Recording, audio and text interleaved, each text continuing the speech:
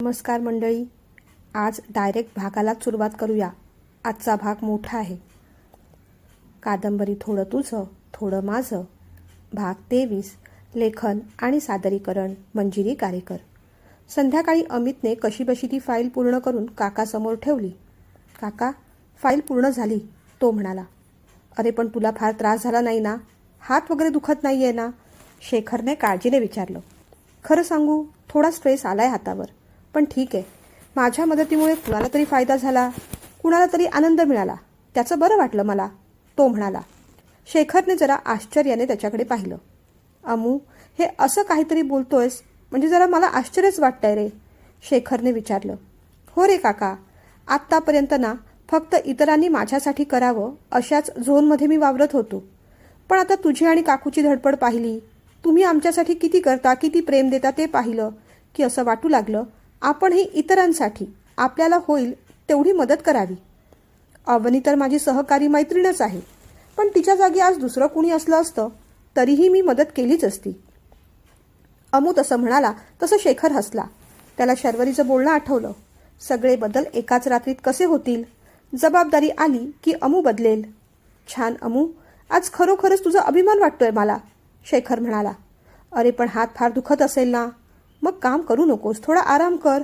नाहीतर एक काम कर ना, तू कॅन्टीनमध्ये जा आणि मस्तपैकी कोल्ड्रिंक घेऊन ये. मग तुला कसं गार गार वाटेल. ऐकूनच अमूला आनंद झाला. हो रे, ही तुझी आयडिया चांगली आहे, मी तसंच करतो. आनंदातच अमू बाहेर पडला. शेखर पण हसला. सर, सोमवारी सुद्धा मी तुमच्यासाठी लंच घेऊन येईन. पण आजचं जेवण तुम्हाला आवडलं ना? म्हणजे तिखट मीठ वगैरे बरोबर होतं ना? काळजीने कीर्तीने विचारलं. हे बघ कीर्ती, अगं तू रोज रोज माझ्यासाठी डबा आणणार ते मला बरोबर वाटत नाही गं. मी ऑफिसमध्येच काहीतरी मागवेन ना. खरंच तू एवढे कष्ट नको करूस, प्रसाद म्हणाला. त्यात त्रास काय सर, माझ्यासाठी मी बनवतेच. त्यात थोडंसं एक्स्ट्रा बनवायचं, विशेष त्रास नाही, ती म्हणाली. थँक्यू. बरं, आणखीन एक विचारायचं होतं, ती म्हणाली. विचार ना. सर, संध्याकाळी आपल्याला वॉगल मेटल्समध्ये मीटिंगसाठी जायचंय असं तुम्ही म्हणालात, पण तिथे येऊन मी काय करू? तिने भीत भीत विचारलं. एक्सपोर्ट डील कशा केल्या जातात, त्याच्यासाठी कोणकोणते रूल्स असतात, फॉर्मॅलिटीज असतात, हे सगळं तुला शिकायला मिळेल. मुख्य म्हणजे आम्ही जे डिस्कस करतो त्यातले सगळे महत्त्वाचे पॉईंट्स तुला नोट्स करायचे आहेत, म्हणून तुला सोबत घेऊन चाललोय. पण तुला काही अडचण असेल तर दुसरं कुणाला तरी विचारतो, तो म्हणाला. नाही सर, अडचण अशी नाही. फक्त विचारायचं होतं की मीटिंग झाल्यावर पुन्हा ऑफिसला यावं लागेल की परस्पर घरी जाऊ शकते? तो हसला. परस्पर घरी जाऊ शकतेस तू. बरं, असं म्हणत ती जायला वळली. अचानकच तिला काहीतरी आठवलं. ती वळून पुन्हा म्हणाली. सर, हा तुमच्या आईने दिलेला ड्रेस आहे, त्यांना थँक्यू सांगा. ड्रेस आवडला, ती म्हणाली तसा तो हसला. छान दिसतोय, हसत हसत म्हणाला. ती बाहेर पडली. प्रसाद तिच्याकडे पाहतच राहिला. आईबाबांनी काढलेला विषय त्याच्या मनात घोळत राहिला. कीर्ती आपल्याला खरंच आवडू लागली आहे. आपल्या मनात तर तिला सांगून टाकावं असंही वाटू लागलं. निदान तिच्या मनात काय आहे ते तरी कळेल. पण त्याआधी बाबा जे काही म्हणाले त्याची कल्पना सईला द्यायला हवी. नाहीतर शेखर काका काय करेल सांगताच यायचं नाही. सईच्या मनात आपल्याबद्दल तसं काही नसणार, म्हणून तिला वेळीच कल्पना द्यायला हवी. म्हणजे शेखर काका तिच्याकडे जेव्हा विषय काढेल तेव्हा नेमकं काय बोलायचं त्याच्यासाठी ती प्रिपेअर्ड असेल. आपलं कीर्तीशी नातं जुळलं नाही तरी चालेल, पण सईशी मात्र जुळायला नको. यात दोघांचंही नुकसान आहे. आपण मित्र म्हणूनच ठीक आहोत, 15-20 मिनिटापेक्षा जास्त आपण एकमेकांना झेलू सुद्धा शकत नाही. माझी आवड निवड वेगळी, तिची वेगळी. बाबा आणि शेखर काकाला जसं वाटतंय तेवढं हे नातं स्मूथ जाणार नाही याची 100% खात्री मला आहे. विचार करत त्याने सईला फोन लावला. सई फोनवर क्षितिजशीच बोलत होती. प्रसादचा मिस कॉल पाहून तिला जरा आश्चर्य वाटलं. क्षितिज, जरा थांब हा, प्रसादचा फोन येतोय, त्याचं काहीतरी काम असेल, सई म्हणाली. ओके, नो प्रॉब्लेम, तू बोलून घे, आपण नंतर बोलू. क्षितिजने फोन ठेवून दिला. सईने प्रसादचा फोन उचलला. काय म्हणतोस प्रसाद, कसा आहेस? आज कसा काय फोन केलास, सईने विचारलं. 2 कारणांसाठी फोन केलाय सई. एक ऑफिशियल आहे, एक पर्सनल. आधी कोणतं सांगू, त्याने विचारलं. आधी ऑफिशियल सांग, पर्सनल गोष्टी नंतर बोलू, ती हसत हसत म्हणाली. बरं सई, तू इंटरनॅशनल मार्केटिंगमध्ये MBA करतेस ना, मग मला सांग, इंटरनॅशनल टॅरिफबद्दल तुला काही माहिती आहे का? मला थोडीशी माहिती हवी होती. अरे प्रसाद, फार काही माहीत नाही, कारण आमचं कॉलेज नुकतंच सुरू झालं आहे. पण हो, आमच्या पोर्शनमध्ये ते निश्चितच आहे. माझ्याकडे ज्या नोट्स आहेत त्या मी तुला पाठवते. बघ, कदाचित तुला मदत होईल. ओके, बरं पडेल. हे झालं ऑफिशियल. पर्सनल काय बोलायचं होतं? तिने विचारलं. सई, आजूबाजूला कोणी नाही ना गं? त्याने आधी कन्फर्म करून घेतलं. नाही रे, माझ्या रूममध्ये मीच आहे. पण झालंय काय? काही काळजीचं कारण आहे का? तिने विचारलं. नाही, काळजीच असं नाही, पण तुला ते माहीत हवं म्हणून फोन करून सांगतोय, प्रसाद म्हणाला. बोल ना मग, काय झालंय? सई म्हणाली. तुला तर माहीतच असेल, आई बाबा 2 दिवसांसाठी इथे आले होते. हो, माहिती आहे ते. त्यावेळेस त्यांनी लग्नाचा विषय काढला. कुणाच्या? तिने विचारलं. अगं माझ्या आणि कुणाच्या? तो म्हणाला. बरं बरं, पण मग तुला लग्न करायचं नाहीये का? तिने विचारलं. करायचंय ग, पण तुझ्याशी नाही. तो असं म्हणताच तिचे डोळे अगदी मोठे झाले. म्हणजे काय म्हणायचंय तुला प्रसाद? तिने विचारलं. सई, बाबांच्या आणि शेखर काकाच्या मनात होतं तुझं आणि माझं लग्न व्हावं. तो म्हणाला तसं तिचं हृदय धडधडू लागलं. नो वेज प्रसाद, अरे आपण एकमेकांना अजिबात कम्पॅटिबल नाहीत. लहानपणापासून आपलं कधी पटलं नाही तर आता काय पटणार आहे? ती म्हणाली. हो ना, आपण मित्र म्हणूनच ठीक आहोत. अरे प्रसाद, वाईट वाटून घेऊ नकोस, पण ज्या गोष्टीत मला इंटरेस्ट आहेत त्या तुला बोरिंग वाटतात. आणि खरं सांगू, तुझ्याबरोबर बोलायला सुद्धा मला बोर होतं रे. आपण अजिबातच एकमेकांसाठी सुटेबल नाही, ती म्हणाली. हो, मीही तेच सांगितलंय. मी तुला एवढ्याच करता फोन केलाय की माझ्या बाबांनी सध्या ही गोष्ट कुणालाच बोलू नको असं मला सांगितलं असलं तरीही ती मला तुला सांगावीशी वाटली. कारण उद्या शेखर काका तुझ्यासमोर ही गोष्ट बोलेल तेव्हा त्याला काय म्हणायचंय, काय बोलायचंय, तुझं म्हणणं कसं मांडायचंय याचा नीट विचार करून ठेव. आपण एकमेकांना सुटेबल नाहीच असं माझंही मत आहे आणि आता तुझंही तेच मत आहे हे ऐकून मला बरं वाटलं. माझे आई बाबा मला फोर्स करणार नाही. खरं सांगू का, शेखर काकाच्याही कितीही मनात असलं तरी तो फोर्स करणार नाही. त्या दोघांना वाईट वाटेल ही गोष्ट वेगळी, पण आता त्यांना बरं वाटावं म्हणून आपण आपलं आयुष्य पणाला लावू शकत नाही, बरोबर ना? त्याने विचारलं. अगदी बरोबर. तू नकार दिलास ते खूप बरं केलंस रे, नाहीतर माझ्या डोक्यावर उगीच टांगती तलवार वाहिली असती, ती भीत भीत म्हणाली. म्हणजे? त्याने विचारलं. नाही, खास काही नाही. सई, खरं सांग, तू तुझं कुठे जमवलंयस का? मला सांगायला काहीच हरकत नाही. मी कुणालाही सांगणार नाही, विश्वास ठेव, तो म्हणाला. सांगते, पण इतक्यात कुणालाही बोलू नकोस. हो, मी आणि क्षितिज माझा मित्र, आमचं जमलंय, ती म्हणाली. ग्रेट. खरं तर त्या दिवशी आपलं रो हाऊसवर बोलणं झालं तेव्हाच मला वाटलं होतं, कारण तू भरभरून त्याच्याबद्दल बोलत होतीस, ट्रेकिंगबद्दल बोलत होतीस, आणि तेव्हाच मला वाटलं की कदाचित क्षितिजच तुझा करेक्ट लाईफ पार्टनर होऊ शकतो. हे बघ सई, तुला माझी कसलीही मदत लागली तर मी तयार आहे, अगदी शेखर काकाला समजावण्यापासून लग्नाच्या अक्षता वाटेपर्यंत, तो म्हणाला. ती हसली. थँक्यू प्रसाद, हीच तर खरी फ्रेंडशिप असते नाही का? तिने विचारलं. येस डिअर, आणि आपली ही फ्रेंडशिप कायमच अशी राहणार आहे, तो म्हणाला. तुला एक विचारू का रे? तिने विचारलं. तू तुझं कुठे जमवलंयस की नाही? खरं सांगू सई, अजून तरी कुठे नाही, पण ज्या दिवशी जमेल ना त्या दिवशी पहिला फोन तुलाच करेन, तो म्हणाला. ती हसली. बरं ठेवू का? ऑफिसमध्ये काम आहेत, तो म्हणाला. हो ठेव, बाय, टेक केअर. फोन ठेवला. सईचं डोकं चक्रावू लागलं. म्हणजे बाबा असंच काहीतरी करणार याची तिला कल्पना होती, पण डायरेक्ट प्रसादच असं मात्र तिला वाटलं नव्हतं. पण बरं झालं, प्रसादने आधीच कल्पना देऊन टाकली. मुख्य म्हणजे प्रसादच्या मनात असं काही नाही हे खूप बरं झालं. आता त्याचाच नकार असल्यामुळे बाबासुद्धा फार काही करू शकणार नाही. आज तेजस घरी आला तो आनंदातच होता. काय रे तेजू, आज भारी आनंदात दिसतोय, काकूने विचारलं. हो, आनंदात पण आहे आणि मोकळं मोकळं पण वाटतंय, तो म्हणाला. का रे, काय झालं? काकूने विचारलं. काकू, आज मी स्पष्टपणे तन्वीला सांगितलं की सतत असं हात पकडणं, खांद्यावर हात ठेवणं तेवढंसं मला आवडत नाही. बापरे, मग तिला वाईट वाटलं असेल ना जरा, काकूने विचारलं. खरं सांगू काकू, ती खरंच गुणी मुलगी आहे. तिला अजिबात वाईट वाटलं नाही, उलट तिने ते पॉझिटिव्हली घेतलं. मैत्रीमध्ये अशीच स्पेस असली ना की मग ओझं वाटत नाही ग.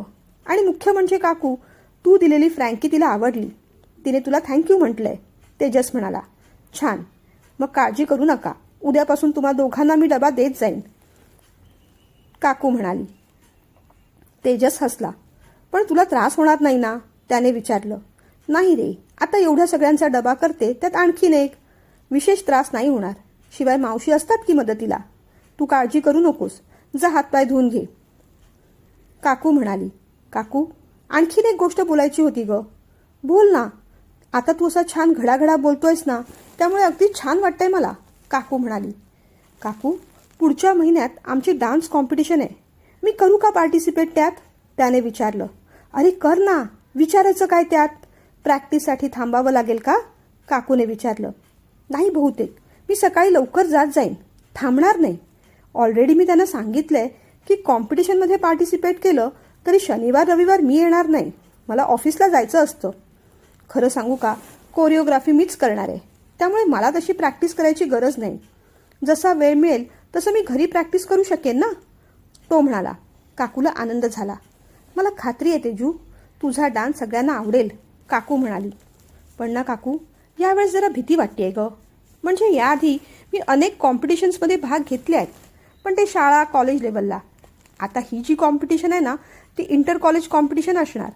तिथे जे विनर होतील ते दुबईला जाणार. मग तिथे तर इंटरनॅशनल कॉम्पिटिशन होईल. पुढचा सगळा विचार करता मला डान्ससुद्धा तसाच कोरिओग्राफ करावा लागणार, तो म्हणाला. अरे करशील तेजू, नक्की करशील. पण मला सांग, त्याकरता तुला काय काय सामान हवं. म्हणजे कपडे, शूज किंवा आणखीन काही, काकूने विचारलं. बाकी काही नको ग, पण एक गोष्ट हवी होती, तेजस म्हणाला. कोणती. एक चांगलं म्युझिक सिस्टम. मोबाईलवर नीट जमत नाही. चालेल, आपण घेऊन येऊ, काकू म्हणाली. अगं पण काका काय म्हणतील. महाग आहे ते. आत्ताच तर बाईक घेतलीये, त्याने विचारलं. त्यांनी काय म्हणायला हवं. मी बोलते त्यांच्याशी. कॉम्पिटिशनचं पण विचारते. तू काळजी करू नकोस हं तेजू. ते नाही म्हणाले तरी मी परमिशन घेऊन देणारच, काकू असं म्हणताच तेजस हसला. थँक्यू काकू, एवढंच म्हणाला. तेजू, खरंच तू बदललास रे. तुझ्यात किती टॅलेंट आहे ना, हे तुझं तुला माहीत नाही. सतत दडपणाखाली असायचास, पण आता बघ कॉलेजला जायला लागलास. तन्वीशी फ्रेंडशिप झाली. दोघं मोकळे झालात. अभ्यास करताय, डान्स करतायत. किती कॉन्फिडन्स आलाय तुझ्यात, काकू म्हणाली. बरं, काका संध्याकाळी आले की मी बोलून घेईन. तू काही काळजी करू नकोस. जा, हातपाय धु आणि काहीतरी खाऊन घे, काकू वळली. तसं तेजसने काकूचा हात धरला. काकू, यावेळेस तू काकांशी बोलू नकोस. मीच बोलून घेईन. त्यांनी परमिशन दिली तर ठीक, नाहीतर बघू काय करायचं ते. काकू आश्चर्याने पाहतच राहिली. खरंच रे तेजू, बदलतोयस तू. आणि तुझ्यातला हा बदल अतिशय छान आणि सकारात्मक आहे. मला आवडतोय तो, काकू आणि तेजस छान हसले. ऑफिसमधून निघताना शेखर काकाने पुन्हा अवनीचा विषय काढला. काय रे अमू, आज अवनी कोणाबरोबर बाहेर गेली होती. काही म्हणाली का तुला, त्याने विचारलं. आता खरं सांगावं की सांगू नये, असा प्रश्न अमितला पडला. एवढं मला काही माहीत नाही रे काका. कुणीतरी फ्रेंड एवढं म्हणाली, तो म्हणाला. अरे म्हणजे फ्रेंड इंग्लिश झालं ना, मराठीत त्याला काय म्हणतात, काकाने विचारलं. फ्रेंडला मराठीत फ्रेंडच म्हणतात काका, अमित म्हणाला. मूर्ख आहेस का तू. मित्र की मैत्रीण ते सांग, काकाने विचारल्यावर अमितने त्याच्याकडे पाहिलं. ती मराठीत ट्रान्सलेट करून गेली नव्हती काका, एवढं बोलून तो गप्प बसला. खरं सांगू अमू, मजा वगैरे करायचं तुमचं वय आहेच रे, पण कामाचाही सिरियसनेस नको का. आज संपूर्ण दिवस ती किती निष्काळजीपणाने वागत होती, पाहिलंस ना तू. सकाळी फोनवर कशी बोलत होती. त्याच्यानंतर काम अपूर्ण असताना सुद्धा हाफ डे मागायला आली. त्या आधीच तिच्या किती सुट्ट्या झाल्यात. तू तिला सांभाळून घेतो याचा तरी तिने थोडा विचार करायला हवा होता. आता तुला बरं नाहीये, मग सहकाऱ्यांची काळजी घ्यायला नको का. फक्त मी माझं असं करून चालत नाही रे, काका म्हणाला. अरे पण काका, तू पण तिला किती ओरडलास. सगळ्यांना असं ओरडलेलं आवडत नाही, अमू म्हणाला. का, तुला काही बोलली का ती, काकाने विचारलं. बोलली अशी नाही, पण तिला वाईट वाटलं, रडत होती, अमित म्हणाला. पण मुळात तसं वागायचंच नाही ना मग. आणि ती रडावी म्हणून मी काही बोललेलो नाही. ती चुकली आणि पुन्हा ती चूक होऊ नये म्हणून मी बोललो. कामाचं म्हणशील तर काम अपूर्ण असताना ती हाफ डे घेऊन गेली, तेही क्षुल्लक कारणासाठी. ते मला अजूनही पटलेलं नाहीच आहे, शेखर म्हणाला. पण ना काका, तू फार रफ बोलतोस. मला सुद्धा वाईट वाटतं, अमित म्हणाला. हो, मग तू सुधारत का नाहीस रे? घालायचा तो गोंधळ तू घालूनच ठेवतोस, उद्धट बोलायचं ते बोलतोसच. आता सुद्धा बघ, ती अवनी चुकली, पण तिचीच बाजू घेऊन तू मला तत्त्वज्ञान शिकवतोयस काय? काकाने विचारलं. अरे काका, शिकवायचं तर त्याला असतं ज्याला शिकायची इच्छा असते. तुला कधीच कुणाकडून काही शिकायचं नसतं. तुला असं वाटतं तू परिपूर्ण आहेस. नव्हे नव्हे, आत्मज्ञानी आत्मसाक्षात्कारी आहेस. अमू म्हणाला. गप्प बस रे. अवनी आज चुकली हे तरी तुला पटतंय का? शेखरने विचारलं. मला कशाला विचारतोस? तुझं तुला पटलं ना, बस झालं. अमू उलट उत्तर देऊन म्हणाला. तुझा सल्ला घेण्यासाठी विचारत नाहीच आहे मी. ती चुकली, यातून तू काहीतरी शिक, आणि तू चुकू नयेस म्हणून म्हटलं मी तसं. आला मोठा मला उपदेश द्यायला. काका भडकला. मी खरंच सांगतो काका, तुझ्या अशा वागण्याने ना एक दिवस तू सगळ्यांशी पंगा घेणार आहेस. अरे स्टाफशी कसं बोलावं, त्यांना कसा रिस्पेक्ट द्यावा, काही कळतच नाही तुला. उद्या तुझ्या जाचाला कंटाळून स्टाफने ऑफिस सोडलं तर मग एकटा तू काय करशील? अमूने रागाने विचारलं. कोणी काही ऑफिस सोडत नाही, आणि माझ्या स्टाफची ऑफिसची चिंता तू नको करूस. तुला काय करायचेत नको ते उद्योग? काकाने विचारलं. मला काय करायचं म्हणजे? अरे तू म्हातारा झाल्यानंतर हे ऑफिस मलाच सांभाळायचं आहे. आत्तापासूनच मला ऑफिसची स्टाफची काळजी घ्यायला नको का? खांदे ताठ करत अमूने विचारलं. माझं ऑफिस तू सांभाळणार हे कधी ठरलं? का तुझं तूच ठरवलंस?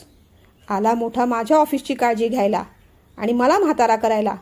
आधी स्वतःचीच काळजी घे.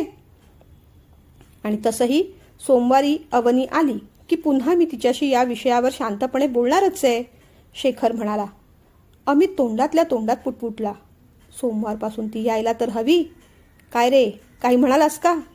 कुठे काय, चल आपलं घर आलं. अमित गाडीतून उतरला.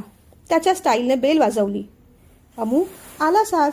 दमलेला दिसतोयस, काकूने विचारलं. हो, आज खूप काम होतं. अहो तुम्हाला तरी काय, त्याच्या हाताला एवढं लागलंय, कशाला एवढं काम दिलं? दुसरं कुणाला तरी द्यायचं ना, काकूने वैतागत म्हटलं. हे बघ, आज मी त्याला कोणतंही एक्स्ट्रा काम दिलेलं नाही. त्याने स्वतःच ओढवून घेतलंय, विचार त्याला, असं म्हणत शेखर आत गेला. का रे अमू, काय झालं? तू कुणाचं काम कशाला ओढवून घेतलंस? काकूने विचारलं. सांगतो काकू, सगळं सांगतो. मला पण तुला खूप काही सांगायचं आहे, पण काकाला आधी देवळात जाऊ देत. तू मला तोपर्यंत खायला दे, भूक लागली आहे. काम करून थकलो मी आलोच फ्रेश होऊन, असं म्हणत तो आत गेला. अमू आणि काकू शेखर काका देवळात जायची वाट पाहत होते. काका बाहेर पडल्या पडल्या अमूने काकूला आपल्या बेडरूममध्ये खेचलं. काकू, आज जरा भानगडच झाली ग. काय हे अमू, परत भानगड केलीस? अरे तुझा जन्म भानगड करण्यासाठी आणि माझा जन्म तुझ्या भानगडी निस्तरण्यासाठी झालाय का रे? काकूने जरा रागानेच विचारलं. अगं, तुलाही काकाचा गुण नाही पण वाण लागलाच का? ऐकायच्या आधीच दोष देतेस. हे बघ, भानगड मी नाही तुझ्या नवऱ्याने करून ठेवली आहे. ऐकूनच काकूचे डोळे मोठे झाले. कसली? या वयात पण यांना काय काय सुचतंय? काकू पटकन बोलून गेली. अगं, तशा पद्धतीची भानगड नाही ती, जरा वेगळ्या पद्धतीची आहे. काय झालं अमू? भाचीच्या आईबद्दल काही? काकूने काळजीने विचारलं. नाही, खुद्द भाचीबद्दल. मग काकू गोंधळली. का रे, तिचं काय झालं आता? काकूने विचारलं. तिला पण मनाला लागेल असं काही बोलले की काय हे? काकूने विचारलं. आपल्या नवऱ्याला तू किती बरोबर ओळखतेस ग काकू. आज तो अवनीला असा काही ओरडलाय की काही विचारू नकोस, अमित म्हणाला. का, काय झालं? कामात चूक झाली का तिची? काकूने विचारलं. अगं, सकाळपासून तिला ओरडतोच आहे. सकाळी आम्ही ऑफिस गेटमध्ये गाडी आत घेणार तोच अवनी गाडीच्या समोर आली. फोनवर बोलत होती. तिचं लक्ष नव्हतं. जरा जरी चुकली असती किंवा काकाने ब्रेक मारला नसता तर चांगलाच धक्का लागला असता, दुखापत झाली असती. मग काय, काका सिक्युरिटी समोरच तिला चांगला ओरडला. तुझं सगळं लक्ष फोनमध्ये असतं, निष्काळजीपणा वाढलाय वगैरे वगैरे म्हणाला. ती बिचारी घाबरून गेली. आज तिला तिच्या एका फ्रेंडला भेटायला बाहेर जायचं होतं. हाफ डे हवा होता. एका फाईलवर ती आणि मी दोघं काम करत होतो. आता माझ्या हाताला लागलं म्हणून त्या फाईलचं काम जरा पूर्ण होऊ शकलं नाही. आजच फाईल सबमिट करायची होती. 3 वाजेपर्यंत द्यायची होती, पण हिला तर हाफ डे जायचं होतं. मी म्हटलं मी पूर्ण करून देतो, पण काका माझ्यावर भडकला. मला न्यायनिवाडा कसा करायचा ते शिकवू नकोस असं म्हणाला. आणि अवनीच्या एवढ्या सुट्ट्या झाल्यानंतर ती हाफ डे मागायला आलीच कशी असं म्हणून तिच्यावर पण ओरडला. ती अख्खा दिवस रडतच होती. अरे बापरे, पण जाऊ दे दमू, उद्या संडे आहे ना, सोमवारपर्यंत ती नॉर्मल होईल. शहाणी मुलगी आहे, काकू म्हणाली. शहाणी कुठली काकू, 1.5 शहाणी आहे. मला जाताना म्हणाली, असं कुणी ओरडलेलं मला आवडत नाही. माझे मामा मामी आई मला कधीच ओरडत नाहीत. मला वाईट वाटतं, म्हणून मला इथे आता काम करणं शक्य नाही. सोमवारपासून मी काही येणार नाही. माझं रेझिग्नेशनसुद्धा शशी मामांकडे पाठवून देणार आहे, अमुने सांगितलं. बाप रे, एवढं सगळं घडलं आणि यांना माहिती आहे का हे? म्हणजे एवढ्या छोट्या गोष्टीवरून संबंध बिघडायला नकोत रे, काकू म्हणाली. खरं सांग काकू, तुला खरंच असं वाटतं का गं, काका भाची आणि भाचीच्या आईशी संबंध बिघडवून घेईल?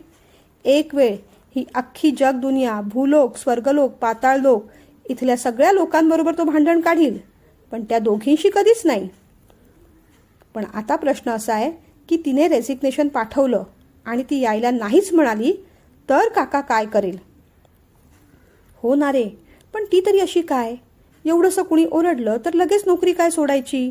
आणि एवढं काय घाबरायचं त्यात? काकूने विचारलं. अगं, तिला आमच्यासारखा ओरडा खायची सवय नाही. मी तर म्हणतो थोडे दिवस तिला ट्रेनिंगसाठी आपल्याकडे आणून ठेवलं पाहिजे. 10 दिवसात कशी सुथासारखी सरळ होईल ते बघ. आता आम्हा तिघांना सरळ करून काका पण एक्सपर्ट झालाय ना. तिला सरळ करायला त्याला आठवडा पण लागणार नाही. ऐकूनच काकूला हसू आलं. पण अमू, असं काही बोलू नकोस, यांना पण तेच हवंय, काकू वैतागत म्हणाली. हो काकू, काकाला पण अवनी इथे यायला हवी आहे, अमूने निरागसपणे विचारलं. अरे म्हणजे तुम्हा तिघांना शिस्त लावून कंटाळले असतील, मग चौथा भिडू नको का, असं म्हणत काकूने चटकन विषय सावरला. अरे पण नोकरी सोडून देण्या इतपत काय झालं, वेडी आहे की काय ती, काकूने विचारलं. अगं गोष्ट तिच्या मनाला लागली. म्हणत होती, माझे बाबा मला आणि आईला असंच ओरडायचे, असं कुणी ओरडलं तर मला भीती वाटते. पण हे बघ काकू, सध्या हे काकाला माहीत नाही हां, हे सगळं ती फक्त माझ्यापाशी बोलली आणि आता तिचे मामा ही सगळी गोष्ट काकाला सांगणार आहे. तेव्हा तू काही स्वतःहून बोलू नकोस, तुला काही माहिती आहे असंही दाखवू नकोस, कळलं ना, अमू म्हणाला. हो रे, नाही सांगणार. पण बिचारी, लहानपणापासून तिने काय काय भोगलंय कुणास ठाऊक. काकू गंभीर झाली, अमित पण गंभीर झाला. सर, मीटिंग चांगली झाली ना, कीर्तीने प्रसादला विचारलं. हो, अगदी मला हवी होती तशीच छान आणि सक्सेसफुल झाली, प्रसाद म्हणाला. चल, मी तुला घरी सोडतो, म्हणत प्रसादने गाडी तिच्या घराकडे वळवली. घर आलं तसं ती म्हणाली, सर, आज काहीही झालं तरी तुम्ही माझ्या घरी यायलाच हवं. 2 वेळेस तुम्ही इथे येऊन गेलात, पण आत आला नाही. आई बाबा माझ्यावर रागावले, ती म्हणाली. अगं नको, पुन्हा केव्हा तरी येईन ना. नाही सर, तुमच्या आईबाबांना भेटायला मी रो हाऊसपर्यंत आले होते की नाही. आता तर तुम्ही माझ्या घराच्या बाहेर आहात, चला ना प्लीज, थोड्या वेळासाठी चला.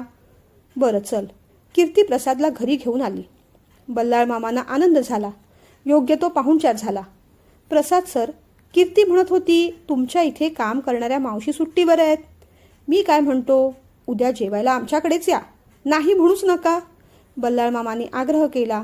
प्रसाद नाही नाही म्हणत राहिला, पण शेवटी त्या तिघांच्या आग्रहापुढे त्याने यायचा होकार दिला. काका, आत येऊ का, तेजसने विचारलं. अरे ये ना, काय झालं, थोडं बोलायचं होतं तुमच्याशी, तो म्हणाला. बोल बेटा, काय झालं? काका, आज तन्वीशी बोललो. ज्या गोष्टी आवडत नाहीत त्या स्पष्टपणे सांगितल्या, तिलाही त्या पटल्या. थँक्यू. शेखर काका काही बोलला नाही, हसून फक्त त्याचे खांदे थोपटले. बरं, आणखीन काही? आज तुला कॉलेज कसं रे, सॅटर्डेला नसतं ना, शेखर काकाने विचारलं. आज एक्स्ट्रा लेक्चर होतं. बरं, मग पुढच्या शनिवार रविवारपासून तू ऑफिसला जाणार ना, काका म्हणाले. उद्यापासूनच जाणार, उद्या रविवार आहे ना. एवढं बोलून तो शांत झाला. छान. आणखीन काही बोलायचं आहे का, काकाने विचारलं. हो. काय झालं, कसलं टेन्शन आलं तुला तेजू, काकाने पुन्हा विचारलं. काका, आमच्या कॉलेजमध्ये डान्स कॉम्पिटिशन आहे, मी करू का पार्टिसिपेट? सोलो डान्स आहे, ग्रुप डान्स आहे, कोरिओग्राफीची कॉम्पिटिशन आहे. करतो ना प्लीज.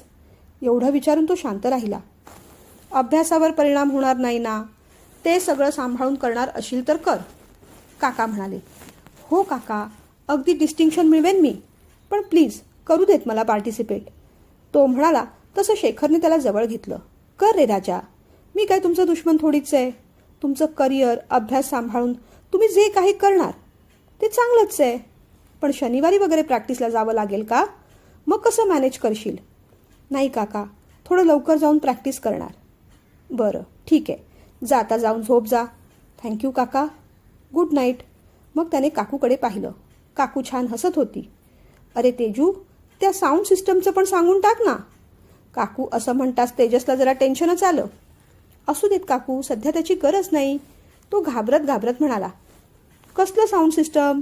काकाने विचारलं. अहो, डान्सच्या प्रॅक्टिससाठी त्याला साऊंड सिस्टम लागणार आहे, ते घ्यायला आम्ही उद्या जाणार आहे.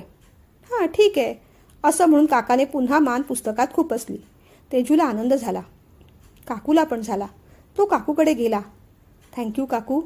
काकूने त्याला जवळ बसवलं. तेजू, अगदी गुणी गुणी गुणी आहेस रे तू. गेल्या जन्मात मी नक्कीच काहीतरी पुण्य केलं असणार, म्हणून मला असा लेख मिळाला. आता बरोबर बोलले ना तेजू? काकूने विचारताच तो हसला. हो काकू, आता अगदी बरोबर बोललीस. दुसऱ्या दिवशी तर तेजस उठून ऑफिसला निघून गेला. सई आणि अमित मात्र झोपले होते. काय ग, आज नाश्त्याला कुणीच आलं नाही? शेखरने विचारलं. तेजू लवकर गेला. सईला उठवलं होतं, पण तिला झोप येते. अमूसुद्धा अजून उठलेला नाही. अच्छा, मग एक काम कर, आधी अमूला उठव, मला त्याला घेऊन वकिलांकडे जायचं आहे. अहो कसलं काम? विठ्ठलवाडीचं काही काम आहे का? काकूने विचारलं. नाही नाही, आपल्या इथल्या कंपनीची एक लीगल केस चालू आहे, त्या संदर्भात वकिलांना भेटायचं आहे. अमूला पण बरोबर घेऊन जायचं आहे. काका म्हणाला. त्याला कशाला? अगं आता हळूहळू त्या सगळ्या गोष्टी त्याला शिकवायला नकोत का? उठव जा त्याला. शर्वरी काकू गेली. अमूला उठवलं. वैतागतच तो बाहेर आला. अमू, लवकर तयारी करून घे, आपल्याला 10:30 वाजता गोरे वकिलांकडे जायचं आहे. अरे नको रे काका, मी कशाला अजून? अमू वैतागत म्हणाला. अरे आता या सगळ्या गोष्टी तुला शिकून घ्यायला नकोत का? आपल्या कंपनीची लीगल केस चालू आहे, मी कुठे कुठे पुरा पडणार रे? हळूहळू या सगळ्या गोष्टी तुला शिकाव्याच लागणार. चल, कंटाळा नको करूस राजा, काकाने समजावलं. अरे नको ना काका, रविवारी कोण काम करतं रे? अमू पुन्हा वैतागला. काकाने मग त्याच्याकडे रागाने पाहिलं.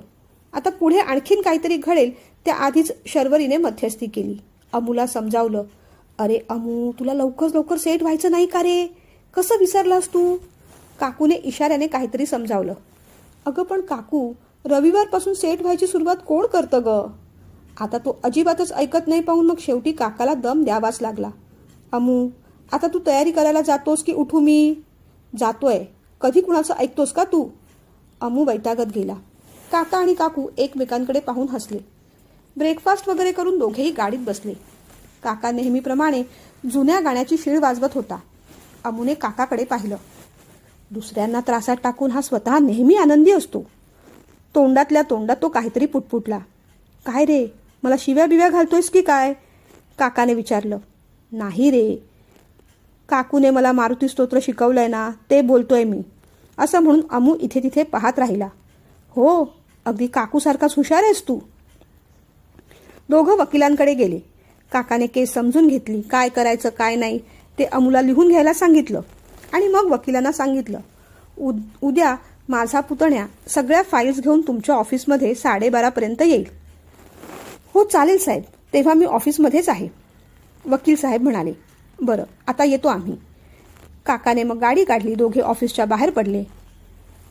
काकाने गाडी स्टार्ट केली, थोडी पुढे घेतली आणि तेवढ्यात शशी काकाचा फोन आला. अरे, शशीचा फोन आहे, घे रे अमू, स्पीकरवर टाक, बघू काय म्हणतो ते. अमूने फोन स्पीकरवर टाकला. अरे शेखर, कुठे आहेस रे तू? घरी आहेस की काय?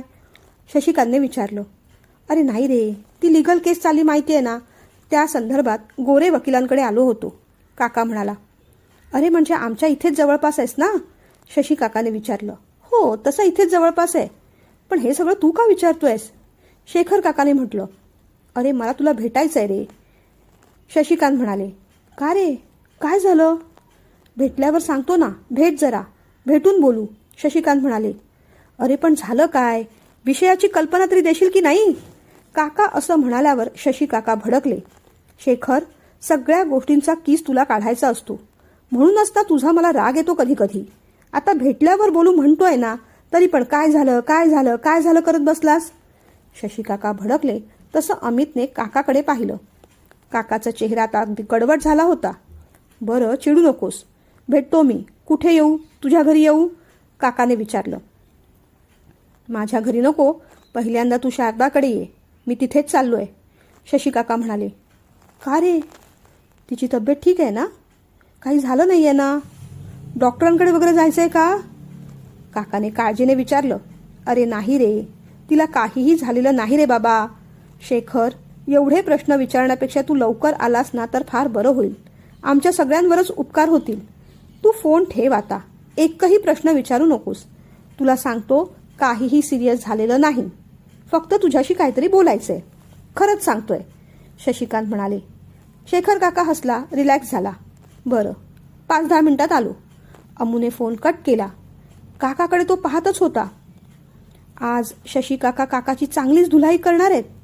भाचीच्या अपमानाचा बदला आज मामा घेणार बहुतेक. बरं झालं आज आपण आलो काकाबरोबर, नाहीतर एवढ्या चांगल्या प्रसंगाला मुकलोच असतो. अमू मनातल्या मनात सुखावला. तिथे गेल्यानंतर शशी काका काकाला कसं ओरडतील या कल्पनेनेच तो जरा हुरळून गेला. त्याने पुन्हा एकदा काकाकडे पाहिलं.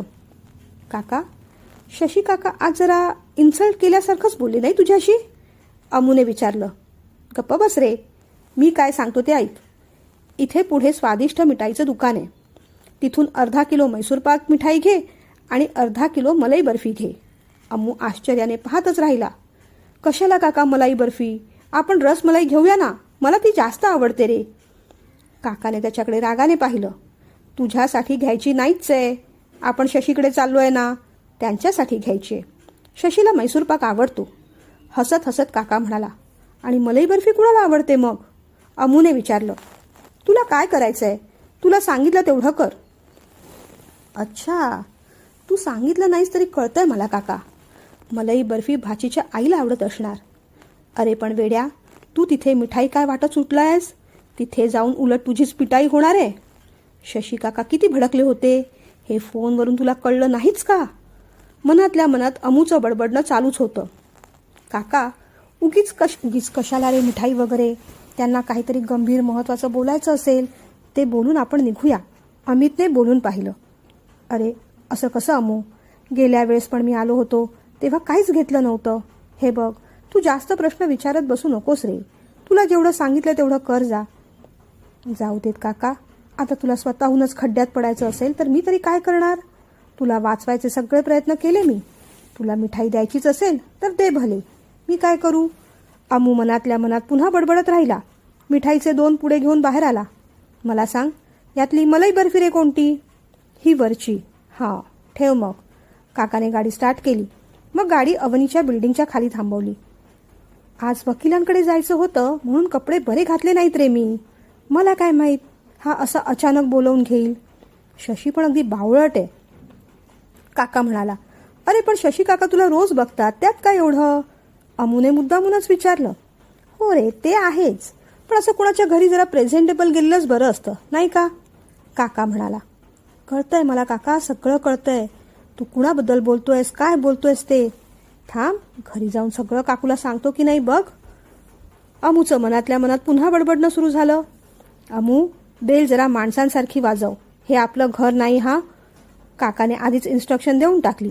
अमूने मग हळूच बेल वाजवली. दरवाजा शशिकांतने उघडला. अरे शेखर, ये ये ये. अमू पण बरोबर आहे का? अरे वा, या या. शशी काकाने चांगलं स्वागत केलं. शारदा पण पुढे झाल्या. कसं आहेस अमू? त्यांनी विचारलं. मी बरं आहे, तुम्ही कशा आहात? अमूने पण विचारलं. मी पण बरी आहे. पण आता अमू अवनीला शोधत होता. ती कुठेच दिसत नव्हती. पुढे काय होणार याचीच त्याला उत्सुकता लागून राहिली होती. काकाने मग मिठाईचे 2ही बॉक्स शशी काकांकडे दिले. शशी, यात खालच्या बॉक्समध्ये तुला आवडतो तसा मैसूर पाक आहे आणि वरच्या बॉक्समध्ये मलाई बर्फी. बोलता बोलताच काकाने शारदाकडे पाहिलं. तिने पण पाहिलं. अरे शेखर, मला मलाई बर्फी कुठे रे आवडते? सगळं दूध तोंडात आल्यासारखं होतं, शशिकांत म्हणाले. अरे मग ज्यांना आवडते त्यांना दे, तू कशाला खातोस? काका जरा रागावलाच. अरे हो, शारदाला आवडते नाही का? अच्छा, म्हणजे तिच्यासाठी एक बॉक्स आणि माझ्यासाठी एक बॉक्स, असे 2 बॉक्स आणले होतेस तू. आत्ता मी समजलो. अरे मला काय वाटलं दोन्ही माझ्यासाठीच आणलेस. शशी काका बोलले आणि स्वतःच हसले. अगदी मूर्ख आहेस तू शशी, काका पुटपुटला. ते फक्त अमितनेच ऐकलं. बरं मला सांग, एवढ्या घाईघाईने कशाला बोलावून घेतलंस मला? अचानक काय काम काढलंस? शेखर काकाने विचारलं. आधी चहा पाणी करा ना, मग बोला, शारदा म्हणाल्या. चहा पाणी करता करता बोलू. बोल शशी, काय झालं? काकाने विचारलं. शारदा मग आत गेली, पाण्याचे ग्लास आणून ठेवले, चहासाठी आधण ठेवलं आणि त्याही बाहेर येऊन उभ्या राहिल्या. मग शशी काकाने एक खुर्ची घेतली आणि शेखर काकाच्या बाजूला येऊन बसले. अमित आता सगळ्या हालचाली बरोबर पाहत होता. अरे शेखर, अवनीचं काय झालं रे? शशिकांतने भीत भीत विचारलं. मला काय माहीत, तिला काय झालं ते मी कसं सांगणार? काकाने उलट विचारलं. अरे म्हणजे तू ओरडलास का तिला? कालपासून रडतेच आहे ती, शशिकांत म्हणाला. मग ओरडायला नको? मूर्खासारखं निष्काळजीपणाने सकाळी फोनवर बोलत होती. माझ्या गाडीचा धक्का लागला असता तर केवढ्यात पडलं असतं. ओरडायला नको मग? एवढ्या सुट्ट्या झाल्या, एक महत्त्वाची फाईल आजच्या सबमिट करायची माहीत असूनही ती हाफ डे मागायला आली. कारण काय? तर बाहेर जायचंय, फ्रेंडला भेटायचंय. मग मी चिडणं स्वाभाविक नाही का? हे बघ शशी, तुलाही माहिती आहे, कामाच्या बाबतीत आणि अन्य कोणत्याही बाबतीतच निष्काळजीपणा मला आवडतच नाही. चूक दिसली की मी बोलणारच. आणि तू तरी काय, ती नर्सरी ज्युनियरमध्ये असल्यासारखी माझ्याकडे कंप्लेंट घेऊन आलास? इथे तर काकाच भडकला. हो ना, तिच्या पत्रिकेत सुद्धा वाहनापासून धोका, अपघात असं लिहिलंय. मला त्याची खूप काळजी वाटते. शारदा बोलून गेल्या. उगीच तसलं काहीतरी मुलांच्या डोक्यात घालू नका. शेखर काका अधिकच चिडला. अरे हे काय होतंय? शशी काका काकाला ओरडायचं सोडून काकाच शशी काकाला ओरडतोय. पाहूनच अमुचा हिरमोड झाला. अरे चिडू नको शेखर, त्याच्या खांद्यावर हात ठेवत शशी काका म्हणाले. मी आपलं सहज विचारलं रे. हे सहज विचारायला आणि तक्रार ऐकवायला तू मला इथे बोलवलंस? शेखरने आता शारदाकडे पण पाहिलं. अहो तसं नाही, दादाचं काहीतरी वेगळं काम होतं. अवनीचा विषय निघाला म्हणून बोलला असेल. हो ना रे दादा, शारदाने हळू आवाजात म्हटलं. काय रे, तुझं काय वेगळं काम होतं? शेखर काकाने विचारलं. ते सांगतो नंतर, आधी इथला मॅटर तू सॉल्व्ह कर. मी काय सॉल्व्ह करू? शेखर काकाने उलट विचारलं. तू अवनीला रागावलास ना, आता तू काय ते बघून घे. तिला शांत कर. अरे म्हणजे मी काय म्हणतोय शेखर, तू जरा अवनीशी बोलून घेतोस का रे? ती हट्ट धरून बसलीये, उद्यापासून मी ऑफिसला जाणार नाही म्हणून. शशिकांतने भीत भीत विषय काढला. आता मात्र अबूला मजा वाटू लागली होती. हां बोलाव तिला, बोलतो तिच्याशी. काका अगदी सहजपणे बोलून गेला. पण हे बघ शेखर, जरा शांतपणे. हा, अरे ती पटकन घाबरून जाते रे. तुला मागे सगळं सांगितलं होतं ना, शशी काकाने आठवण करून दिली. बरं शांतपणे बोलतो. तिला बोलावशील की नाही बाहेर आता? शेखर काका म्हणाला. शरू जा बोलाव तिला. शारदा मग आत गेली, बाहेर आली.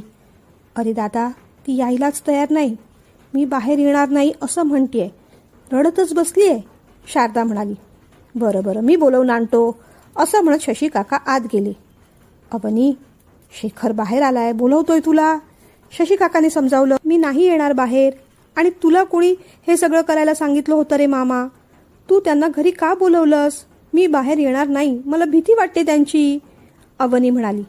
अगं तू आता काही बोलणार नाही, शांतपणेच बोलेल, शशी काकाने पुन्हा समजावलं. नको रे, मी बाहेर नाही येणार. मुळात तू इथे त्यांना का बोलवलंस? मी सांगितलं होतं नको बोलवूस म्हणून. आता तू तुझं पाहून घे, जा तू इथून. अवनीचा आवाज बाहेर येत होता. अमित आता काकाकडे पाहत होता. बाप रे, ही अवनी काय काय बोलतेय, आता काय होईल? मनातल्या मनात कॉमेंट्री पुन्हा सुरू झाली. शेखर उभा राहिला. अवनी बाहेर ये पटकन. काकाने हाक मारल्या मारल्या अवनी चटकन उभी राहिली. अगं चल, काही बोलणार नाही तू. पुन्हा एकदा शशी काकाने समजावून पाहिलं. अरे नको ना, पुन्हा ओरडतील ते, मला भीती वाटते रे, ती म्हणाली. असा कसा ओरडेल तो माझ्या राजकुमारीला? मी आहे ना तिथेच. तो जर तुला ओरडला ना तर मी त्याला उलट ओरडेन. शशी काकांचं बोलणं ऐकून अमूला पुन्हा एक्साइटमेंट वाटली. असंच काहीतरी घडलं पाहिजे. तो बोलून गेला. शेखरने त्याच्याकडे पाहिलं. कसं घडलं पाहिजे? शेखरने विचारलं. त्याने मानेनेच काही नाही असं सांगितलं आणि गप्प बसला. अवनी डोळे पुसत पुसत बाहेर आली. चेहरा लाल झाला होता, डोळे सुजले होते. अमित तिच्याकडे पाहत होता. त्याला तिचं जरा वाईट वाटलं. हा काका किती लोकांना रडवण्याचं पाप डोक्यावर घेणार आहे काय माहीत. बस इथे, शेखर काका म्हणाला. पण अवनी काही बसली नाही. अगं बस म्हणतो ना. ती दचकली, मग बसली. कसलं वाईट वाटतंय तुला? मी ओरडलो म्हणून तुला ऑफिसला यायचं नाही? शेखर काकाने विचारलं. ती काहीच बोलली नाही. मान खाली घालून तशीच बसून होती. काय ग, काहीतरी बोलतोय, काहीतरी विचारतोय, उत्तर दे मला. काकाने पुन्हा विचारलं. तसं काही नाही सर, ती भीत भीत म्हणाली. मग कसं? मामा खोटं बोलतोय? शेखरने विचारलं. तिने आता रागाने मामाकडे पाहिलं. अगं अवनी, आता परत नाही ओरडणार तो. तिच्या डोक्यावर हात ठेवत तिला शांत करत शशी काका म्हणाले. आणि हे कुणी ठरवलं? माझ्या वतीने तू कसलीच गॅरंटी देऊ नको शशी. ती चुकली, मी पुन्हा ओरडणार. जास्त चुकली, जास्त ओरडणार. शेखर काका असं म्हणताच शशी काकांचं तोंड आता एकदम कसं तरीच झालं. हो ना, मग आता तिचं रेझिग्नेशन मी तुला आणून देतो. ती नाही करणारे जॉब तुझ्याकडे? शशी काका म्हणाले. नाही करणारे जॉब? ते कोणी ठरवलं? माझ्या इथे जॉब सोडायचा की नाही हे सुद्धा मीच ठरवतो. शेखर काका म्हणाला. सगळेजण त्याच्याकडे पाहू लागले. बरोबरच आहे मग. 2 महिन्यांनी मिश्रा सर रिटायर्ड होतील म्हणून हिला सगळी ट्रेनिंग दिली ना. आणि आता ट्रेनिंग झाल्यावर ही म्हणते मी जॉब करणार नाही. मग माझं काम कोण करणार? शेखर काकाने विचारलं. अरे पण शेखर, तू कितीही म्हणालास तरी ती नाहीच म्हणते ना. उद्यापासून ती येणार नाही. मग तू काय करणार आहेस? शशी काकाने असं विचारलं आणि काकाला डोळा मारला. काय करणार? बरोबर दाखवतो. मी बॉन्ड लिहून घेतलाय. केस करणार तुमच्यावर, सरळ जेलमध्ये टाकणार. कुणीही किमान 5 वर्ष माझी कंपनी सोडू शकत नाही. पहिल्या दिवशी आठवतं का ग तुला? सही केली होतीस बॉन्डवर? शेखरने विचारल्यावर अवनीने काहीतरी आठवायचा प्रयत्न केला, पण तिला काही आठवलं नाही. तसे तर बरेच डॉक्युमेंट साईन करून घेतले होते. त्यापैकी असंही काही होतं का? ती विचार करत राहिली. आठवत नसेल तर सोमवारी येऊन बघ ऑफिसमध्ये. शेखर म्हणाला. पण सर, मला नाही करायचं आहे जॉब. मला नाही जमत आहे तिथे. ती म्हणाली. काय जमत नाही? सगळं जमतंय. उगीच नको ते हट्ट करायचे नाहीत हा अवनी. आणि तुम्ही पण नको ते लाड करू नका. एवढीशी गोष्ट झाली तर जॉब काय सोडायचा? आणि मी काही कोणी परका नाही. जसं तिला प्रेमाने समजावलं, सगळ्या गोष्टी समजून घेतल्या, तसं हक्काने ओरडलो. ती चुकली तर ओरडणारच. त्यात तिच्यासोबत अजून कुणाकुणाला वाईट वाटलंय ते आधी मला सांगा. शारदाकडे पाहून त्याने विचारलं. अहो, कुणालाच वाईट वाटलेलं नाही. आम्ही उलट तिलाच समजावतोय, पण ती ऐकतच नाही. शारदा म्हणाली. असं कसं ऐकत नाही? ऐकावंच लागेल. ती शहाणी मुलगी आहे, माझं म्हणणं ऐकेल ती. हे बघ अवनी, मी तुला ओरडलो, तुला वाईट वाटलं, पण बेटा, ओरडण्यामध्ये पण ना फरक असतो. कुणी आईवडील मुलांवर आपलं फ्रस्ट्रेशन, राग काढण्यासाठी ओरडतात. कुणी आपल्या मुलांच्या भल्यासाठी ओरडतात. खरं सांग, मी ओरडलो ते माझं फ्रस्ट्रेशन काढण्यासाठी ओरडलो होतो का? अगं, मोबाईलवर चालताना तू निष्काळजीपणा केलास. तुला कुठे लागलं असतं, दुखापत झाली असती. तुझी काळजी वाटली म्हणून ओरडलो. अगदी तू हाफ डे मागितलास तेव्हाही तुला कामाची जबाबदारी कळावी म्हणून ओरडलो. त्यात माझं कुठेही फ्रस्ट्रेशन नव्हतं. फ्रस्ट्रेशन काढायचं असतं तर ते कधीच काढलं असतं. त्याने पुन्हा एकदा शशीकडे आणि शारदाकडे रागाने पाहिलं. कळतंय का तुला मी काय म्हणतोय ते? तू शहाणी आहेस. अजून करिअर सेट करायचंय तुला. हे बघ, तुला दुसरीकडे दुसरा चांगला जॉब मिळाला, तू जरूर जा. माझी काहीच हरकत नसेल ग. पण अशा निव्वळ फालतू कारणासाठी हा जॉब सोडणं मला तरी पटत नाही. तरीही तू म्हणत असशील ना, तर तुझं रेसिग्नेशन मी घेतो. काय करूया सांग? शेखरने असं विचारताच तिने एक क्षणभर शेखरकडे पाहिलं. अगं बेटा, अजून भरपूर काम करायचेत आपल्याला. मिश्रा सर गेल्यानंतर ते सगळं डिपार्टमेंट तुलाच सांभाळायचं आहे. तू डिपार्टमेंट इन्चार्ज होणार. तुझ्या हाताखाली अनेक लोक काम करणार. मग असं रडून कुढून कसं चालेल? तुला स्ट्रॉंग व्हायला हवं. हे बघ, आपण जितके जास्त अपमान पचवतो, चुकातून शिकतो, तितकं आपण अधिक स्ट्रॉंग होतो. ठीक आहे ना? शेखरने विचारलं. तिने पुन्हा एकदा पाहिलं. मग उद्या येणार ना ऑफिसला? आता अवनी बऱ्यापैकी शांत झाली होती. डोळ्यातले अश्रू थांबले होते. हो सर. ते ऐकताच शारदा आणि शशीने सुटकेचा निश्वास टाकला. मी चहा आणते हं. खायला काय करू? शारदाने विचारलं. काही नको, आम्ही ब्रेकफास्ट करूनच आलोय, फक्त चहा, शेखर म्हणाला. शारदाने मग चहा आणला. पोह्यांचा चिवडा लाडू ठेवले. अमू घे ना बेटा, शारदा म्हणाल्या. हो. अमूने एक लाडू उचलला. तो अवनीकडेच पाहत होता. ती अजूनही थोडी नाराजच दिसत होती. त्याला खरं तर काय झालं, तिला काय वाटतंय असं सगळं विचारायचं होतं. पण हे सगळे मोठे असताना नीट बोलता पण येत नव्हतं. अरे शशी, तुला सांगायचं राहिलं रे. मध्ये मी तेजसचं ॲडमिशन करायला गेलो होतो ना, तिथे मला दिवाकर भेटला रे. त्याची मुलगी पण तिथूनच कोर्स करतेय. मी त्याचा नंबर शोधतच होतो. अनायासे तोच भेटला बघ. त्याच्या ऑफिसमध्ये पण जाऊन आलो. शेखर काका एवढं म्हणेपर्यंत शारदा पटकन म्हणाली. अय्या, दिवाकर भेटला होता? कसा आहे तो? कुठे असतो? त्याचा नंबर असेल ना तुमच्याकडे? देऊन ठेवा हं मला, शारदाने विचारलं. शेखरने तिच्याकडे जरा रागानेच पाहिलं. त्याचा नंबर? तो कशाला हवा? शेखरने विचारलं. शेखरच्या मनात सगळा भूतकाळ येऊन गेला. दिवाकर शारदाच्या मागे पडला होता. शेखरच्याही न कळत अगदी मूर्खपणाची, बालिशपणाची, वेडेपणाची ईर्ष्या क्षणभरासाठी का होईना मनात उमटून गेली. अरे शेखर, तो तिच्या वर्गात होता ना, वर्गमित्र आहे तिचा, शशिकांत म्हणाले. वर्गात होता म्हणजे? तो 2दा नापास झाला म्हणून आपल्या 2 वर्ष मागे पडला, म्हणून तिच्या वर्गात आला. तसा तो आपलाच वर्गमित्र आहे. पण आग्रहच असेल तर घ्या नंबर, देतो मी, शेखर म्हणाला. शारदाला थोडं हसूच आलं. असू देत, नको, मी आपलं सहज विचारलं होतं, ती म्हणाली.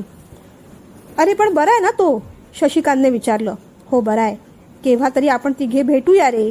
तोही सारखं तेच म्हणत होता की तुम्ही दोघं मला भेटतच नाहीत, शेखर म्हणाला. हो हो, जरूर भेटूया.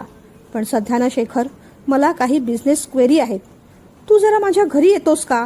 आपण तिथे सॉल्व्ह करूया, शशी म्हणाला. अरे घरी कशाला, इथेच काय ते बोल ना. आता परत तुझ्याकडे कुठे रे येऊ शशी, शेखर काका वैतागत म्हणाला. अरे चल ना, तिथे जरा डिटेलमध्ये बोलता येईल. मी लॅपटॉप पण ओपन करतो, शशी काकाने पुन्हा समजावलं. अरे मग तू लॅपटॉप घेऊनच यायचं ना इथे.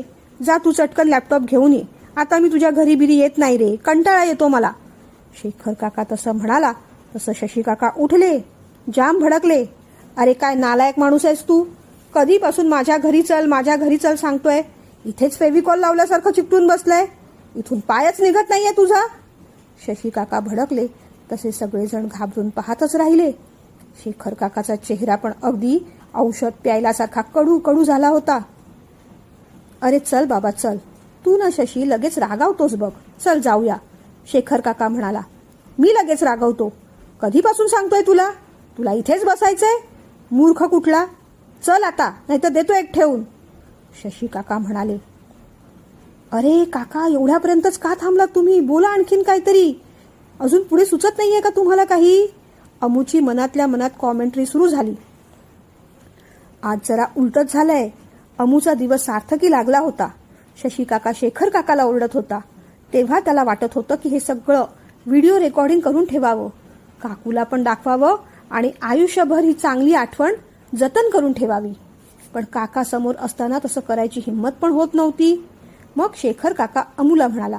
अमू, तू थोडा वेळ बस इथे, अवनीशी गप्पा मार, मी जरा जाऊन येतो. काकाचा आवाज अगदी नरम झाला होता. हो काका, ये आरामात, अमू म्हणाला. काका निघाला तशी अवनी पण उठली. शेखर सर बाहेर पडताना काही शब्द तिच्या कानावर पडले आणि ती थक्कच झाली. अगदी बावळट आहेत हे बहीण भाऊ, उगीच धावडवतायत. बहीण 1.5 शहाणी, भाऊ 2.5 शहाणा. तिने मग आधी अमितकडे पाहिलं. तो बिचारा लाडू खाण्यात रमला होता. बाप रे, शेखर सर पण यांच्यासारखं निरर्थक बोलायला लागले की काय? यांच्याही आयुष्यात कोणीतरी दुर्दैवी भाऊ बहीण आहेतच का? बिचाऱ्या भाऊ बहिणीशी यांच्या खानदानाचं काय वाकडे कुणास ठाऊक. एकेका घराण्यात असे अनुवंशिक प्रॉब्लेम्स पण असू शकतील का? काय माहीत.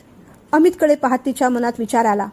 बाहेर पडताना शेखर काकाने शशी काकांच्या खांद्यावर हात टाकला आणि दोघे खाली उतरले. काय झालं शशी, एवढा का चिडलास? निद्रिस्त ज्वालामुखी एकदम कसा काय फुटला, शेखर काकाने विचारलं.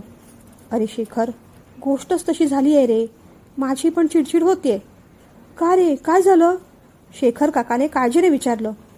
घरी जाऊन बोलण्यासारखा विषय आहे का? तिथे येऊ का? नाही नाही, इथे खाली उभं राहून बोलूया आपण, शशिकांत म्हणाले. घरी प्रतिमा पण असणार, नीट बोलता येणार नाही. शशिकांतने मग बोलायला सुरुवात केली. आता काही आढेवेढे न घेताच बोलतो. काल ना शेखर आम्ही प्रसादला भेटायला गेलो होतो. त्याच्याशी थोडं बोलणं झालं.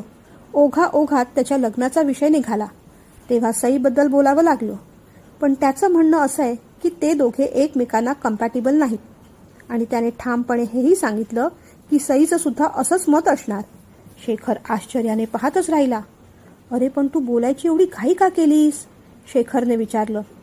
कारण प्रकरण भलत्याच वळणावर जात होतं, शशिकांत म्हणाले. म्हणजे? अरे त्याला कीर्ती आवडू लागली आहे. कीर्ती म्हणजे बल्लाळची मुलगी? शेखरने आश्चर्याने विचारलं.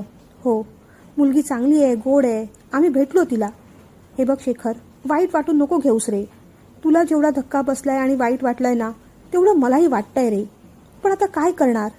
ज्या अर्थी प्रसाद एवढ्या कॉन्फिडेंटली बोलत होता, त्या अर्थी सईचं सुद्धा असंच मत असणार. पण तू रागवला नाहीस ना रे? शेखर, तू रागवलास ना तर माझी जग दुनियात संपून जाईल रे. तुझ्याशिवाय ना आयुष्यालाच मजा नाही. शशिकांत कळवळून बोलत होते. ए शशी, वेड आहेस का? जेव्हा आभाळ कोसळलं होतं आणि माझ्या बाबतीत जे घडायचं होतं ते घडलं होतं, तेव्हा आपली मैत्री तुटली नाही. मग या मुलांचं काय घेऊन बसलास? आपल्या मनात फक्त विचार होता, तो फळला नाही एवढंच. आणि नियतीच्या पुढे कोणाला जाता येतं रे? पण कीर्ती आणि तिचे आई वडील तयार आहेत लग्नाला? म्हणजे बल्लाळ कसा आहे ते तुला माहिती आहे ना? जरा सांभाळून हा, शेखरने वॉर्निंग दिली.